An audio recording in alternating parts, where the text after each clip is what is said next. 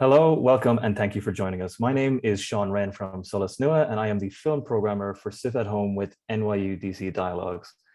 Tonight, we are joined by Ciara Hyland and Dr. Miriam Nyhan Grey to discuss the 2020 documentary, A War on Women. This documentary aired initially in September of 2020 on the Irish-speaking TV channel TG Ceathair and on RTE. Ciara Hyland is the writer and director of A War on Women. Her other projects include 74 Days, The Hunger Strike of Terence McSweeney, and De Valera in America.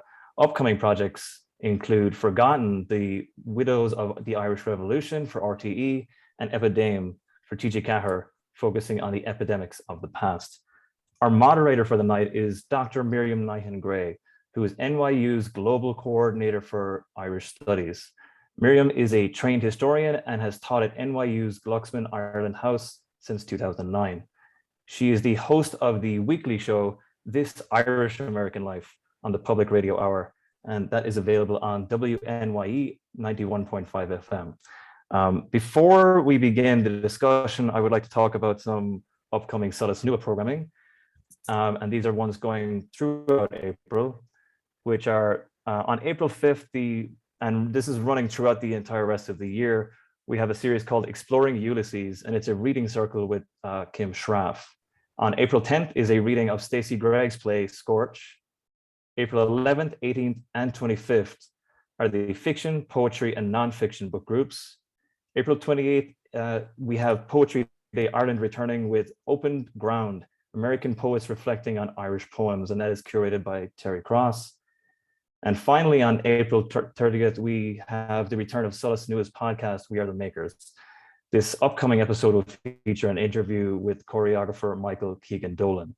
And I will put links to all of these events in the chat momentarily, but for now, I'm delighted to hand you over to Miriam and Ciara. Thank you once again and enjoy the discussion. Take care.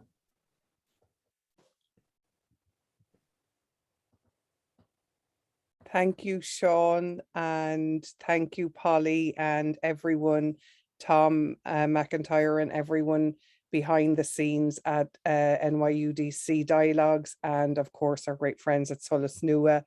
It's a real pleasure to be on with you here to talk to Ciara Hyland. Ciara is someone I have had the great pleasure of working with a little bit in the past.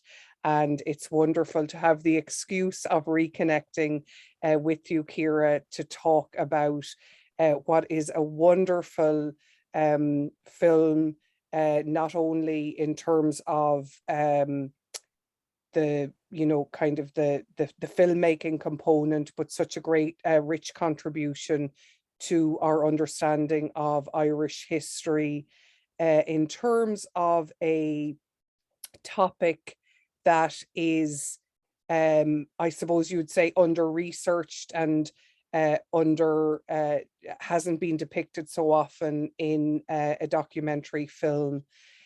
So by way of intro or opening, can I just say congratulations, Ciara. I'd met you a few years ago when you were embarking on this project, and well done. You must be really thrilled with how it turned out. I hope you are. Thanks, Miriam. That's a really lovely introduction. It's lovely to meet you again, and I'm delighted to be here this evening. Yeah, Cogadh, like A War on Women, was a film that was really close to my heart and the entire process of it. So yeah, it's probably one of the things I'm proudest of having made, I suppose, in my career. So can I ask you, Ciara, what motivated you as someone who uses film as a way of telling stories and delving into Irish history in particular in really dynamic ways? Was there a particular story or hook, or was it something more kind of amorphous and general, maybe in terms of generally how under-depicted the experiences of women have been in Irish history? What kind of drew you into the story in the first place? It was actually, to be honest, a bit of a light bulb moment. In 2017, there was a conference in Ireland on the topic, and a friend of mine who's a journalist wrote a review of it, and I read the review, and it was just like one of those light bulb moments where I went, oh my God, how have I never thought of this before? Like, in all the research that I've done and all the work that I've done and all the documentaries that I've made in and around the Irish Revolution, how has it never occurred to me that sexual violence or rape was a feature of it?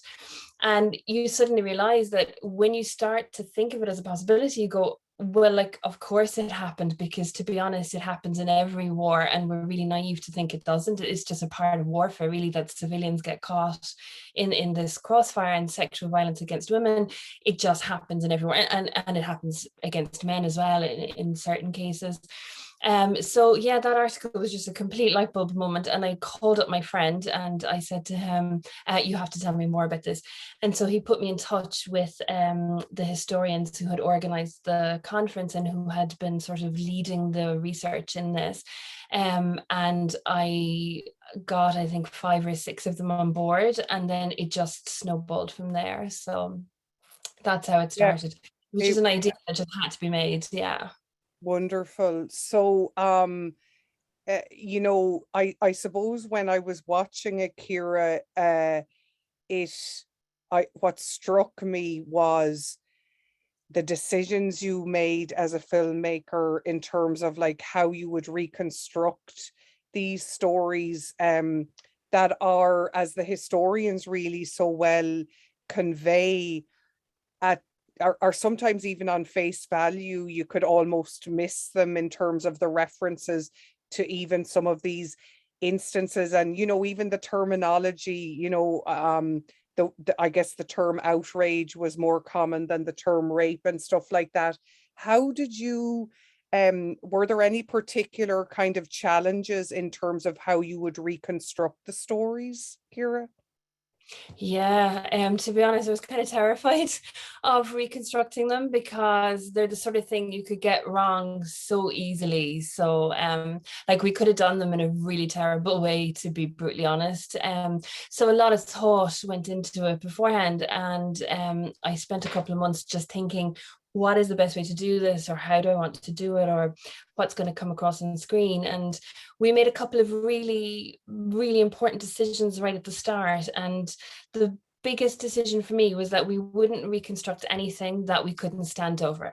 So we weren't going to take any poetic license. We weren't going to embellish. We weren't going to, you know, get carried away and add things into the scenes that maybe weren't there.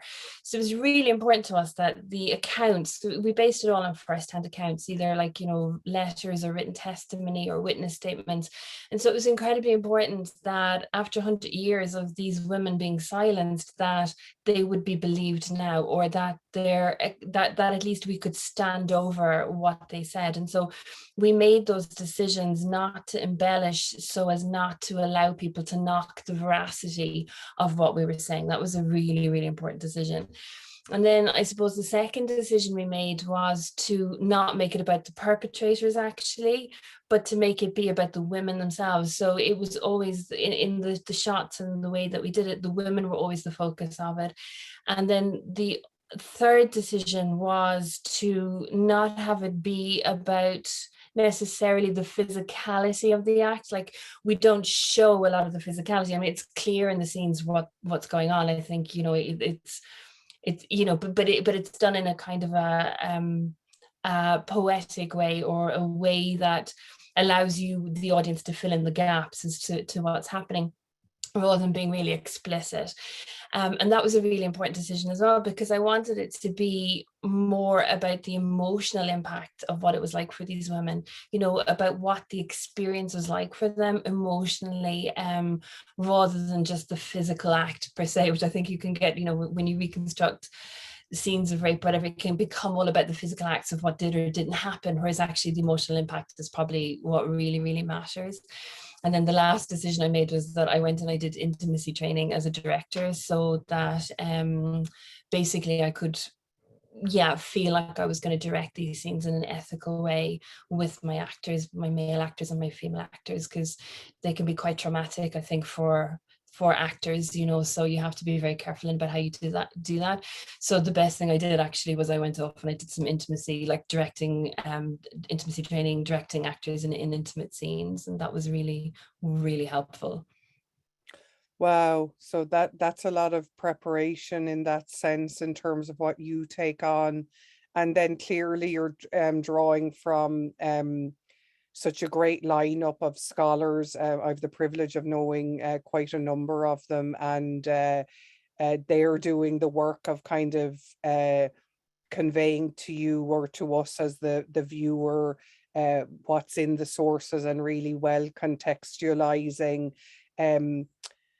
how these events occurred. And one of the things that kind of really struck me, Ciara, was, you know, like the lack of recourse that a lot of these women had in a very small and static society, whereby, and in a culture wherein this was such a taboo and such a kind of, you know, the shame that they would have perhaps felt, and the lack of agency in terms of like a judicial process, or even talking about it in any meaningful way in a place where you know, the perpetrators may live down the road or be a neighbor or something. And it's that you did such a powerful job, I think, of kind of reminding us, because thankfully, and it's not to say, you know, which someone so well points out as well in the film, of course these things unfortunately still do happen, but the Ireland that they happened in is rather different in terms of the agency that in particular female victims, or actually, you know, male and female, but in this case we're zeroing in on the female victims of sexual violence. I wondered, Ciara, were, you know, the film really takes on a kind of well, it is challenging explicitly and implicitly, I suppose, a narrative that sexual violence against women in particular didn't happen in the Irish context of the War of Independence or the Revolutionary period, or the Revolutionary period more generally, or sorry, the Civil War, I should say. How were there any kind of surprises in terms of how people reacted to that, and to what the film was setting out to do in that sense? Yes. Yes, I got letters. I got letters from people basically. Yeah, I mean, they ranged from kind of how dare I make this film to people who accepted that, you know, the Black and Tans had done it, but not our Irish men, not our Irish lads, not our, you know, and I mean, there was even letters into the broadcaster actually complaining about it. I mean, but like, look, you're going to get that, you know, that's just life. You can't I'm not in the business of making films to please everybody, because I can't, you know, like you're never going to. And you make something the best you can and you put it out there, and then how people receive it, it's up to them. It's their choice, you know. Like, all I can say is that I can stand over everything that's in that film. I can stand over every piece of witness testimony or every woman's account, and we were rigorous in our research for that. So I can stand over that quite happily, you know. But yeah, the reactions, like, I mean, the reactions, I mean, but having said that, I got some really lovely, really, really brilliant positive reactions too, you know, so it wasn't all negative at all. But I did lose one very good friend actually, who I had known since college, who basically told me I was wrong to be making the documentary.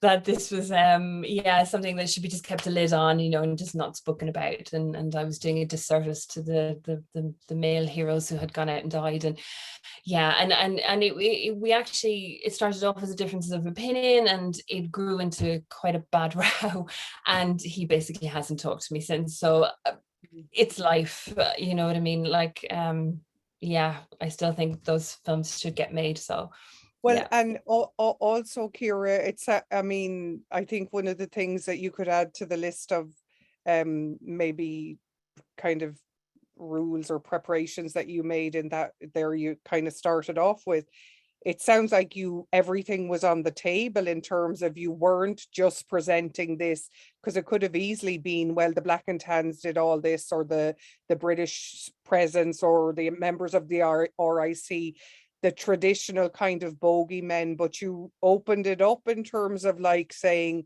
no, this was perpetrated by nationalists, it was perpetrated by Free Staters, and that, you know, at least one of the examples that I'm thinking of, there was like a sectarian nature in terms of deciding who was fair game in terms of this kind of assault.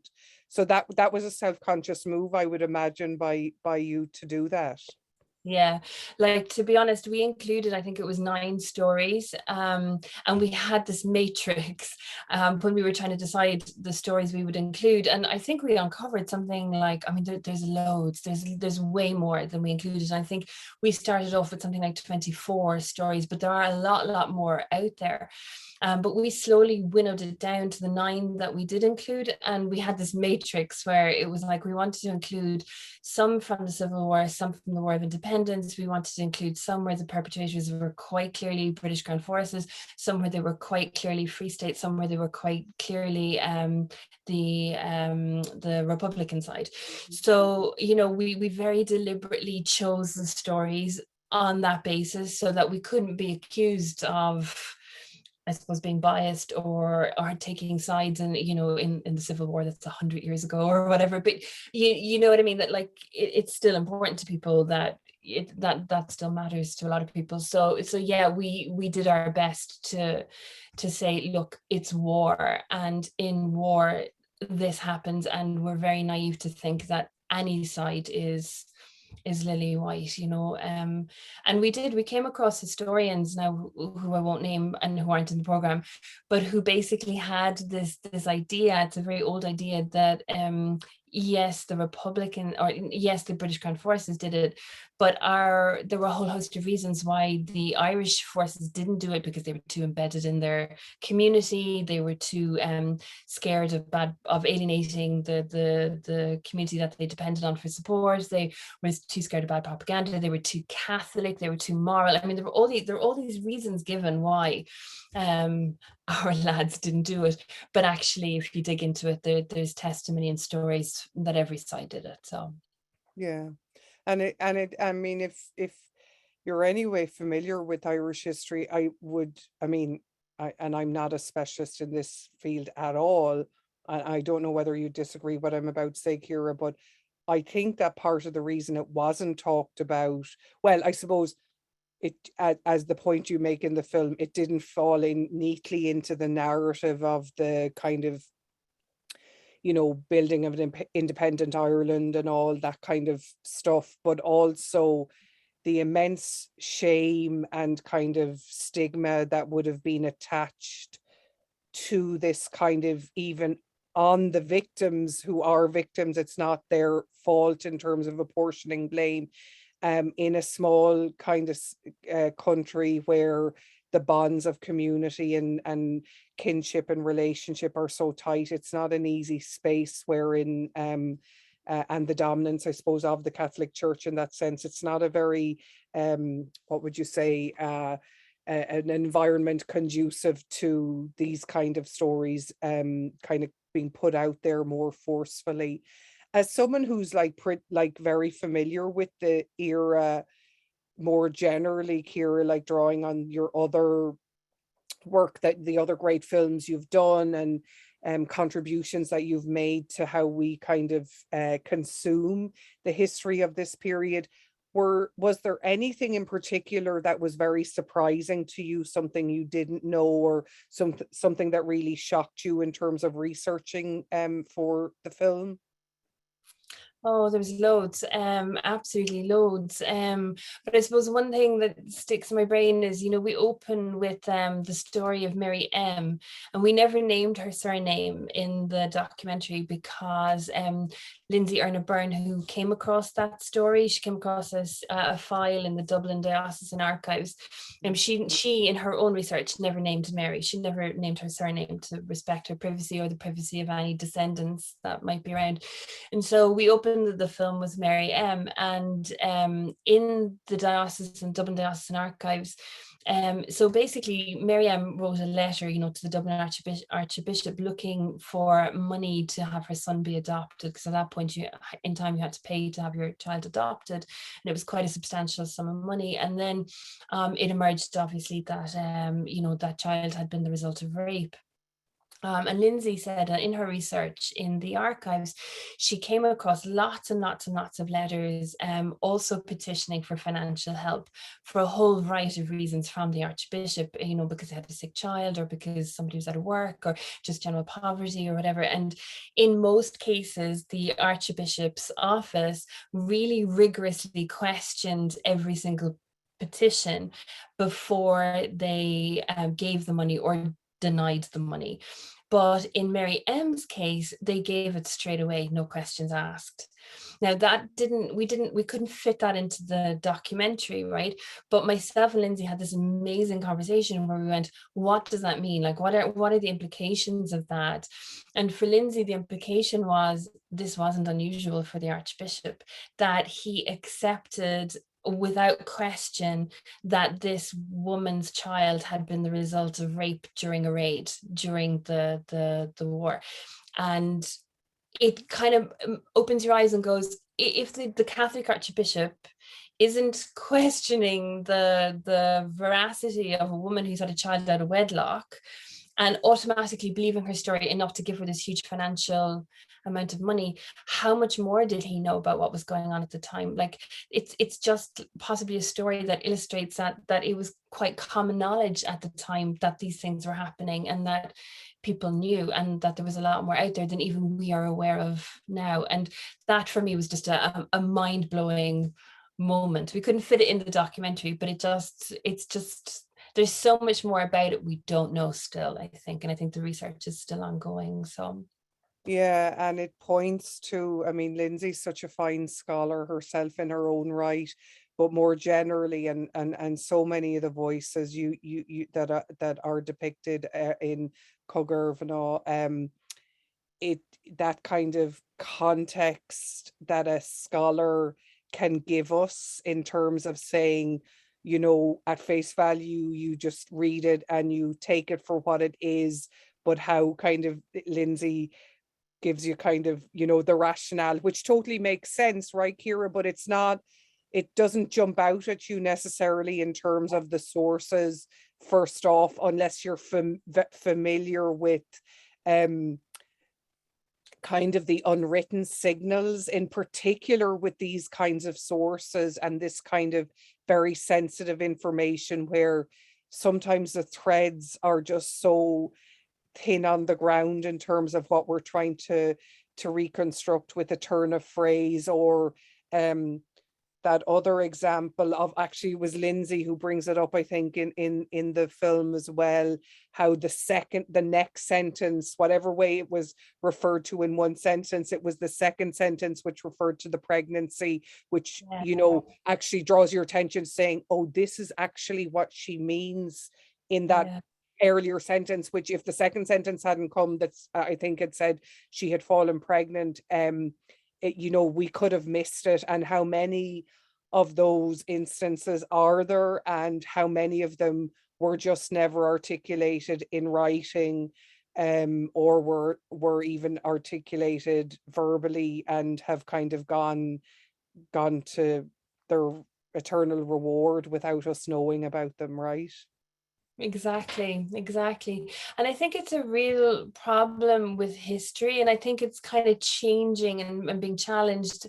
But there was that thing of history was something that you could quantify, you know what I mean? It was dates and it was statistics and it was things that you could prove. But that for me is a very narrow definition of history. Like, to really sort of broaden it out. I mean, it's the difficulty with this kind of topic and this kind of stories is you can't just go on court cases. You can't just go on and count how many, instances there are where the word rape is used, for example. It's just not that clear cut. And so you can't but you're missing a trick, I think, if you try to say that just because the court cases don't exist, or just because the word rape isn't used in an account, doesn't mean it didn't happen, you know. And so, but it is a battle, isn't it? You probably find it yourself, Miriam, that it's a constant battle among the discipline of history at the moment of, you know, how do you, what's the burden of proof for some of this stuff, I think.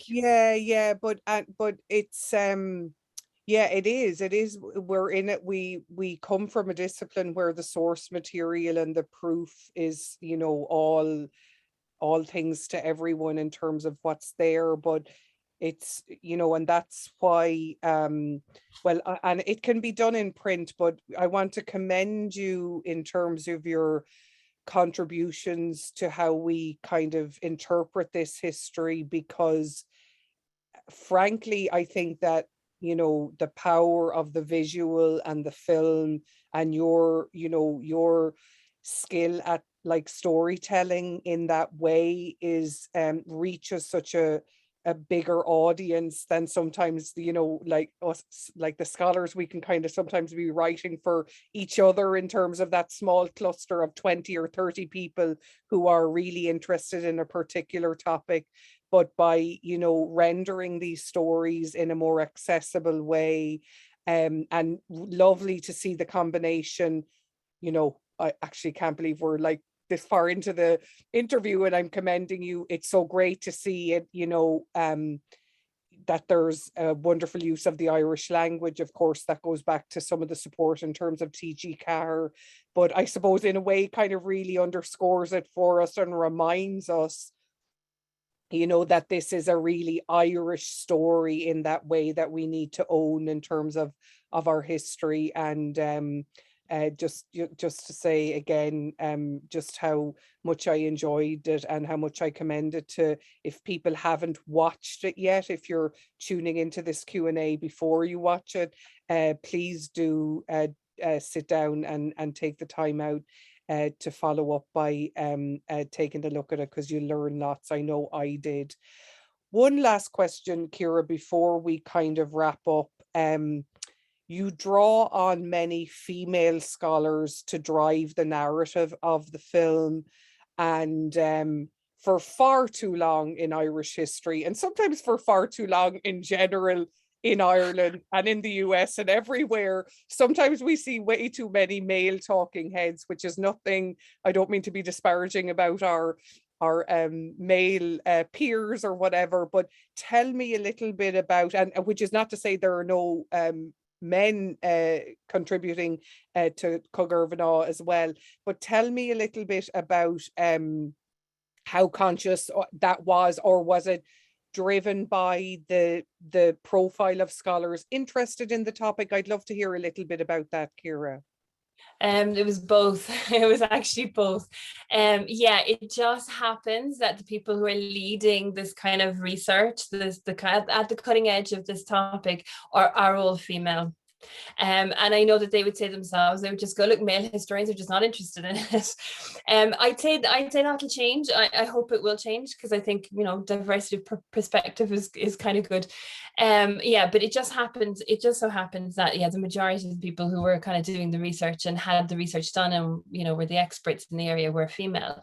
But having said that, I love working with like excellent women, and I love working with women who are experts in their field. And I think, you know, I have a little bit of power as a director in that I can choose who goes up on screen, you know, and I can kind of edit what they say.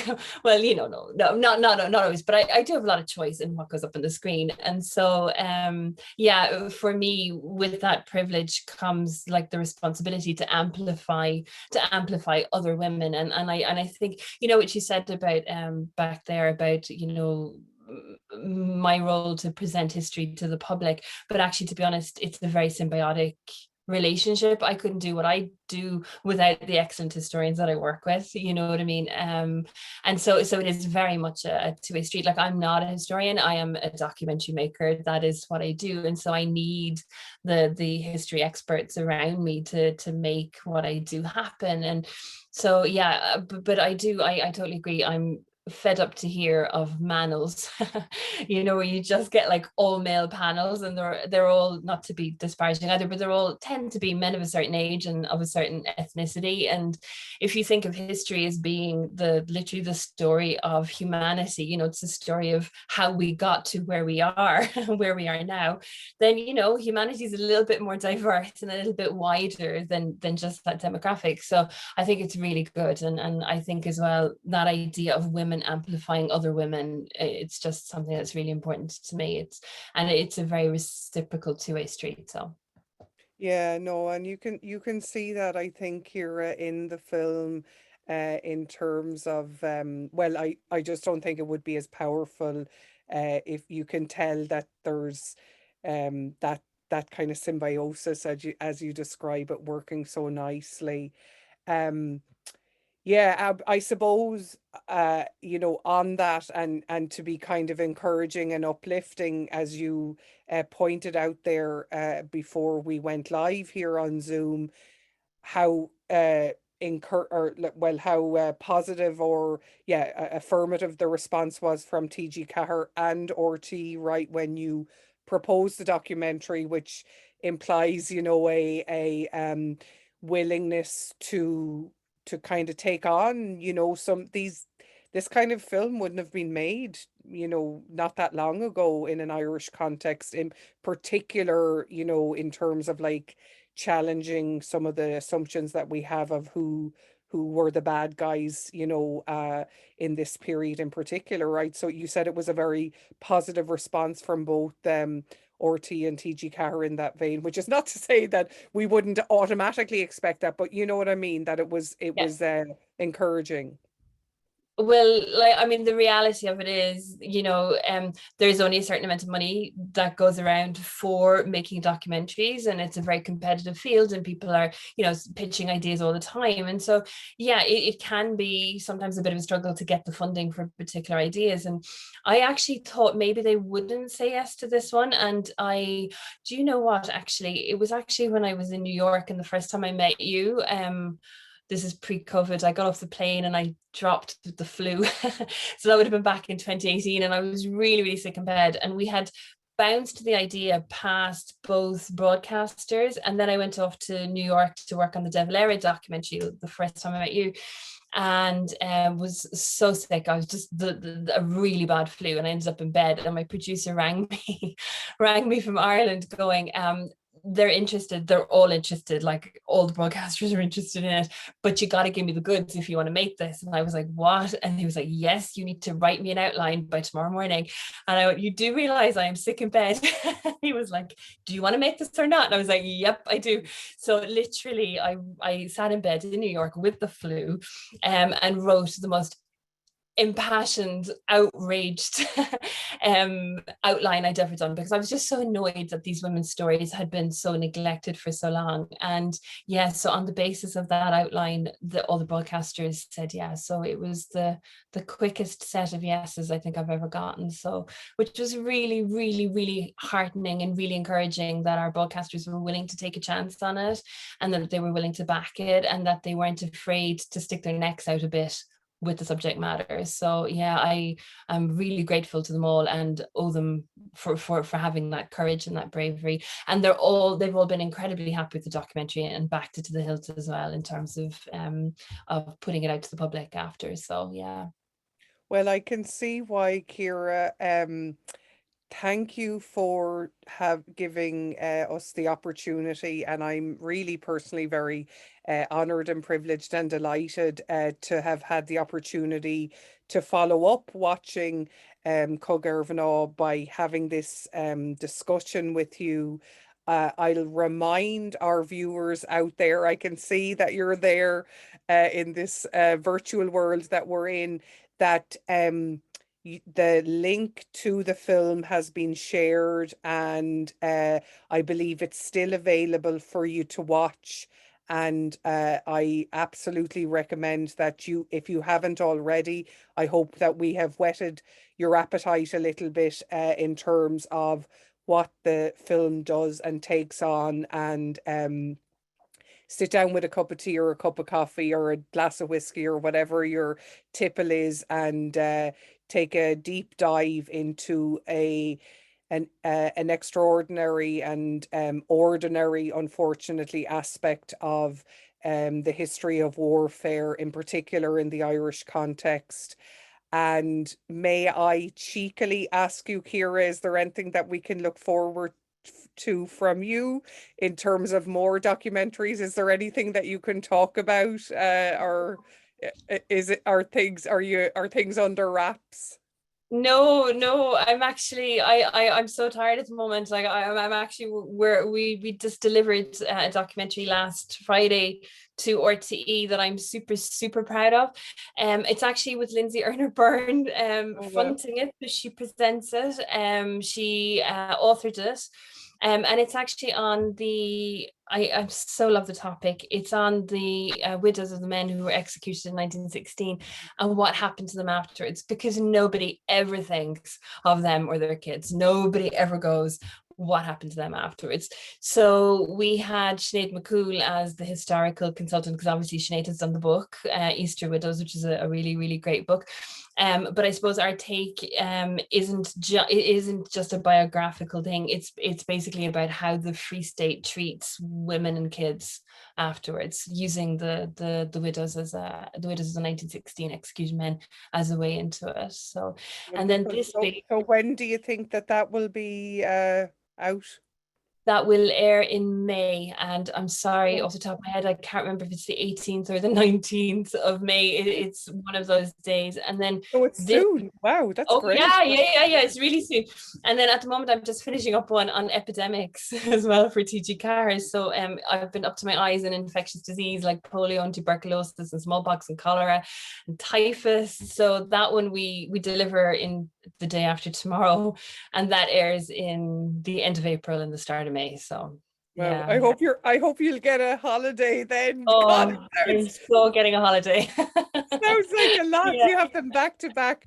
Well done again, Ciara. I hope people tuning in today have enjoyed this chat, and it's such a wonderful opportunity to hear from you as the documentary filmmaker, and congratulations again, and to your future projects.